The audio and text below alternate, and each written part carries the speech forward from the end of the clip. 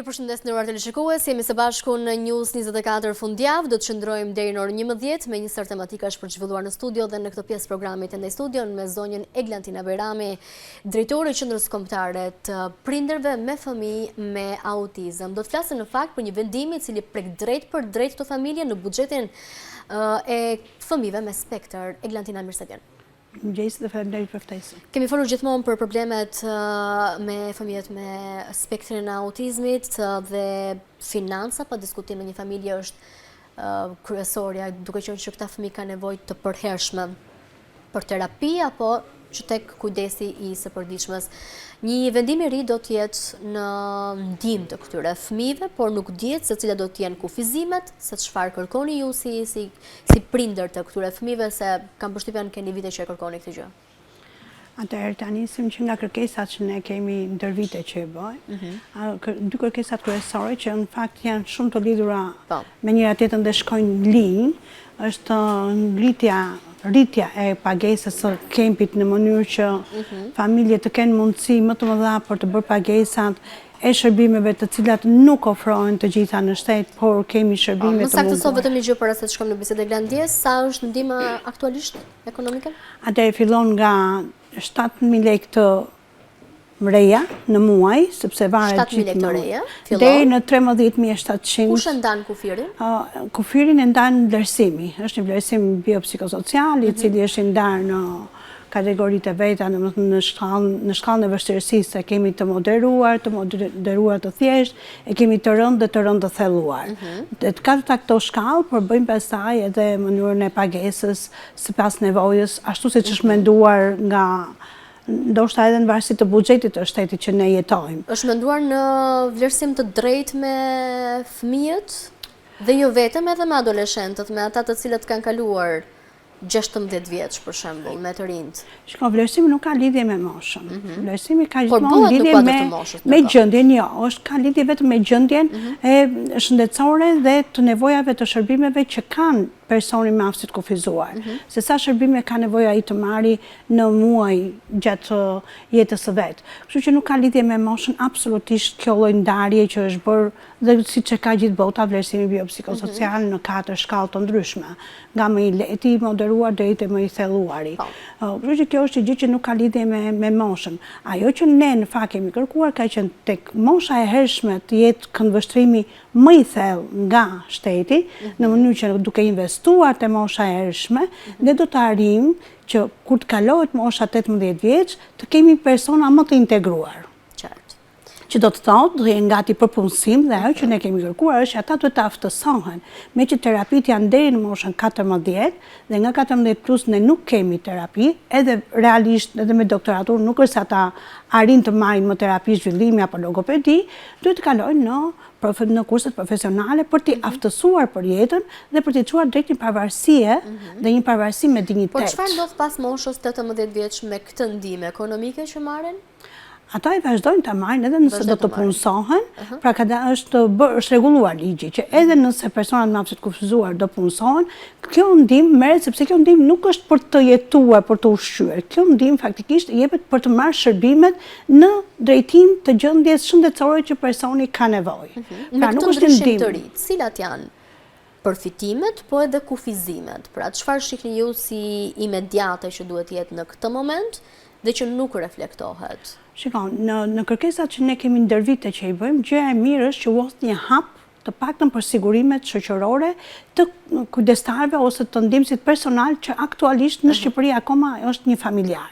Pra ne nuk kemi ndihmës personal siç e ka bota jashtë që është një profesionist që bëhet ndihmësi personali një personi me aftësi të kufizuar i cili në shërbimet që do japi gjatë ditës do japi në mënyrë më profesionale, por jemi akoma në kushtet që një familjar është ndihmësi personal i personit me aftësi të kufizuar.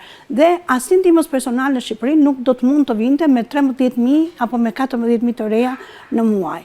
Kështu që familjarit të paktën t'i njihen vitet e punës. Dhe kjo në gjithë të vite nuk është arritur dot të negociojë dhe të vinim në këtë përfundim, më në fund u gjet një mekanizëm që të kaloni nëpërmjet sigurimeve shoqërore dhe shteti të paguajë sigurimet shoqërore shëndetësore të kujdestarëve. Eglantina, po më thua që Ju personalisht, për më shkuar shumë larg, po më thua që ke vite që kujdesesh për shembull për djalin tënd? Po, patjetër. Dhe nuk ke asnjë sigurim shoqëror. Absolutisht.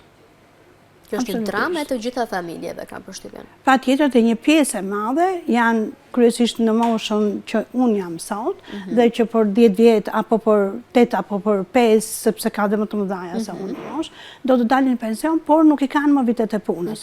Por ajo që ne, unë të paktën, dhe disa prindër dhe disa organizata që ne kemi bashkëbiseduar, sepse ne kemi një rrjet organizatash që e kemi krijuar, dhe jemi të mendimit të paktën në hapi parë.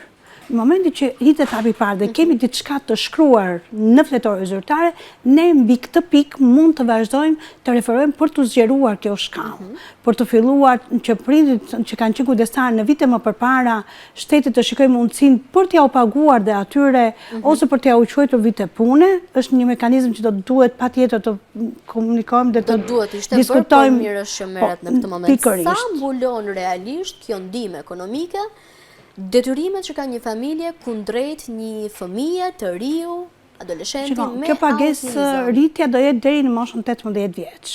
Ky pra është ngërçi, kam përshtypjen. Ky është ngërçi që janë ngritur dhe, do të thonë, janë ndarë edhe vetë prindit janë ndarë për këtë gjë.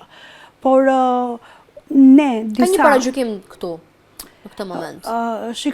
Mund të ketë një paragjykim, por siç e thanë më përpara, investimet e terapit më të shumta janë në këtë moshë që jepen. Pra nga 0 vjeç deri në 18 vjeç. Dhe prandaj ne kemi cilësuar tërkohën dhe e kemi thënë dhe në institucione, ju duhet të ngrini shërbime aftësimi. Në mënyrë që nëse ne kemi ta zëm 4.000 persona me spektër në Shqipëri, nëse ne do t'i aftësojmë, atëherë këti vendi 3.000 mund të integrohen dhe të punësohen. Dhe nëse punësohen, do jenë edhe taksapagues. A ka të dhëna se sa fëmijë me spektër ka në vend? Nuk kemi statistika, ne këtu vuajmë jo vetëm për në drejtimin të personave me aftësi të kufizuar, por ne për statistika në Shqipëri vuajmë në të gjitha drejtimet dhe në të gjitha fushat, nëse kemi realizime apo sa persona kemi apo sa toka ka Shqipëria dhe sa janë nder. Po mbi çfarë bazë është ngritur tani ky vendim i ri që do të merret? Pra është bërë një analizë se çfarë ka më shumë nevojë një familje shqiptare, cilat janë grup moshat që do t'i referohen më së shumti. Pra është ngritur mbi bazë të një analize të caktuar apo mbi bazë të kërkesave të vazhdueshme publike që ju i keni bërë pa ndalur? Atëherë, duke qenë që ne kemi bërë kërkesa publike pa u ndalur, gjithmonë në kërkesat tona është vënë theksi kryesisht të fillohet nga moshat e hershme. Investimi më i madh i shtetit, i qeverisë duhet të jetë në moshat e hershme. Nuk na është pranuar asnjëherë nga çuditërisht Ministria e Linjës e ka pranuar, e ka çuar çdo vit këtë gjë sepse ata janë më në terren dhe e shohin dhe e dinë se ku çalojnë gjërat. Ministria e Financave asnjëherë nuk na e ka miratuar. Këtë vit faleminderit, duhet thonë dhe faleminderit kur bëhen gjërat, sado që ne kërkojmë, e ka marrë direkt kryeministri në dorë. Dhe kryeministri ka thënë mos kaloni fare nga Ministria e Financave, do kalojmë direkt tek Këshilli i Ministrave për ta kaluar këtë fashë, të hedhim hapin e parë sepse jemi gjatë të vonuar. Dhe të paktën faleminderit që kanë kuptuar që janë të vonuar. Janë goxha të vonuar. A ka një rritje reale të buxhetit social apo një rishpërndarje brenda fondit? Çfarë po? Atëherë këtë vit. Kur diset? Jo, këtë vit në qershor, siç do zakonisht që rishikohen buxhetet brenda asaj çfarë është miratuar në fillim të vitit. Dhe në qershor do rishikohet dhe do bëhet brenda këtij buxheti që kanë për të filluar nga qershori deri në dhjetor. Nga dhjetori pasaj do flitet për buxhetin pasardhës, atëherë do të ngrihet fondi për këtë lloj fashe që filloi dhe ne patjetër që do luftojmë pasaj që kjo fashë të zgjerohet, që është deri në 18 vjeç dhe pasaj të vazhdojmë. Ne këtu kanë prindrit ndërkohë të kenë pak lehtësi në këtë moment dhe me shumë të drejtë sepse dëshirat, ne nuk jetojmë vetëm për detyrime, jetojmë edhe për dëshira, kështu që mos t'i referojmë vetëm pjesës të fëmijëve që kanë nevojë për terapi, por pas 18 vjeç ka nevojë dhe të argëtohen. Pra shteti duhet mendojë edhe për argëtim. Analiza ime Megi është që në këtë vend ne jemi mësuar që sado që bëjmë kërkesa nuk na realizojnë asnjëherë. Nuk referohen dhe nuk integrohen edhe pse kërkesat tona janë të vazhdueshme, nuk integrohen në ligjet apo në buxhetet e vitit që ata miratojnë. Dhe ne themi, të pak në analiza ime personale, mendimi im, pastaj çdo njeri është i lirë të veprojë dhe të mendojë si të dojë, që mjafton të hidhet ky hap të shkruhet në fletore dhe ne pastaj kemi një pikë referimi ku të mund të luftojmë me qeverinë Po nëse hidhet të hapë dhe qëndron kështu gjithmonë, me këtë kategori të përjashtuar? Nuk do ta lëm. Nuk do ta lëm pse? Sepse tashmë kemi një avokat populli që është kaza dhe është bërë dhe zëria. Pra, nuk është më ai avokati popullit që ka qenë inekzistent, thjesht ishte një institucion dhe bënte qokat e qeverisë. Sot kemi një avokat popullit që na dëgjon dhe vjen në çdo takim tonin. E kemi prezent dhe ai kupton dhe dëgjon. Mund të përfitime sipas kategorive me qenë se jemi në fund. Shtesa është deri në 18 vjeç dyfishi, sipas asaj që ata marrin, kush me 7.000 do marri 14.000, me radhë, domethënë, por është deri në 18 vjeç fasha e parë. Ata kanë cilësuar një gjë që kjo është fasha e parë. Dhe për sa kohë thuhet fasha e parë, do thotë që dhe ata vetë e kanë menduar ose e dinë që ne do ta luftojmë këtë gjë, sepse ne nuk mund të jemi në mendje dhe nuk jemi në mbledhje që bën qeveria, dhe edhe përcaktojnë që është fasha e parë. Dhe ne në këtë fashë është puna që kjo është paketë, do merret ndihma dyfishimi i pagës, por dhe sigurimet. Kam frikë se nëse ne do ta kundërshtojmë fort, do na ikin të dyja.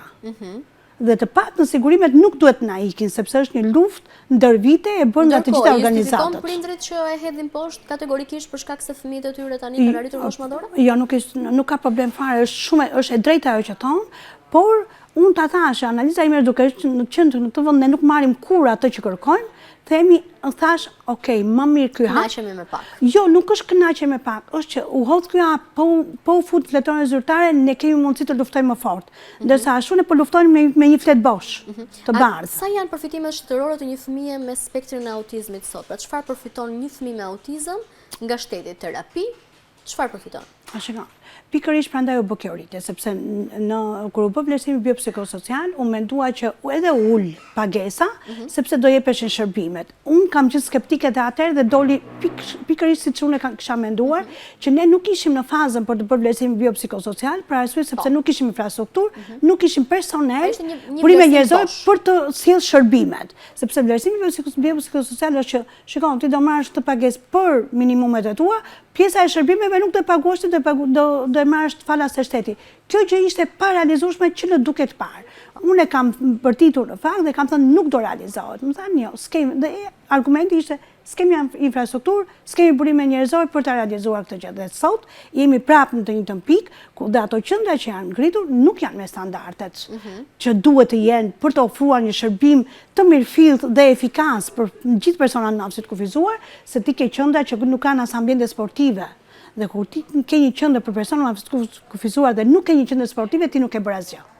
Sepse në momentin që fëmijët agjetojnë, sporti është një nga ato që ti e lehtëson, e menaxhon dhe e risjell sërish për të bërë terapinë.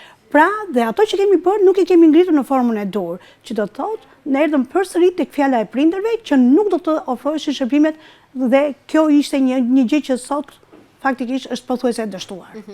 Mirë, Eglantina, faleminderit shumë që të kisha në studion në këtë të shtunë për të ndarë pak informacion nga ky vendim që kemi para prak. Urojmë shumë që të vi i zgjeruar dhe kategoria e moshës së mbështetjes të jetë mbi 18 vjeç, është shumë e rëndësishme, ka shumë të rinj që kanë nevojë për. Dhe mbi të gjitha mbështetja Megi duhet të jetë në profesionalizmin e tyre për t'u aftësuar dhe në punësim. Ne kemi problemi më të madh me punësimin për personat me aftësi të kufizuar mbi 18 vjeç, të cilët sot jo vetëm nuk i pranojnë, por nuk zbatojnë as ligjin, ashtu siç vetë kuvendja e ka miratuar, që në momentin që një biznes nuk e pranon, të paktën do të bëjë atë pagesën që është 1 në 24, 2 në 50 dhe pastaj vazhdon algoritmi me radhë. Është një tjetër problem që ndoshta një ditë tjetër do të kemi mundësi ta diskutojmë bashkë me ata të cilët janë integruar në vendet e punës, se ka dhe patjetër që ne kemi të suksesshëm, por këto janë shumë pak dhe si këta, ato duhet të jenë modeli që institucionet vendore dhe qendrore duhet ta marrin dhe ta vazhdojnë, jo ta lënë thjesht me raste sporadike.